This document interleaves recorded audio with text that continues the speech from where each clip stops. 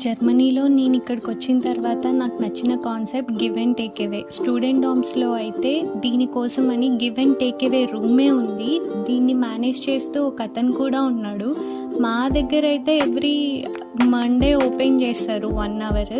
ఇక్కడ స్టూడెంట్గా ఉండి జాబ్ వచ్చి ఎవరైనా వేరే ప్లేస్కి వెళ్ళిపోయేటప్పుడు అవసరం లేనివన్నీ ఇస్తూ ఉంటారు. సో అలా అందులో మనకి ఏమన్నా నచ్చినవి ఉంటే డెఫినెట్గా మనం తీసుకోవచ్చు. ఇక్కడ అస్సలు సెకండ్ హ్యాండ్లో అయితే అసలు ఉండవు. ఎగ్ టోస్టర్లు, ఫ్రెంచ్ ప్రెస్ అన్నీ వదిలేసి వెళ్తూ ఉంటారు. నాకైతే నేను కాఫీ లవర్ని కాబట్టి ఫ్రెంచ్ ప్రెస్ ఒకటి తీసుకున్నాను. అండ్ ఇక్కడ ఇన్ని వస్తువులు ఉంటే నేను మాత్రం ఫ్లవర్ పార్ట్ని తీసుకున్నా. మా ఫ్రెండ్స్ అందరూ అయితే ఇన్ని వదిలేసి ఇవి తీసుకుంటున్నావు, నీకేమన్నా పిచ్చా అంటున్నారు. ఏంటో అండి, నాకు మొక్కల విషయంలో అలానే అయిపోయింది. ఇక్కడ మీకు చూపించిన ఏ ఫ్లవర్ పార్ట్ నేనైతే కొనలేదు.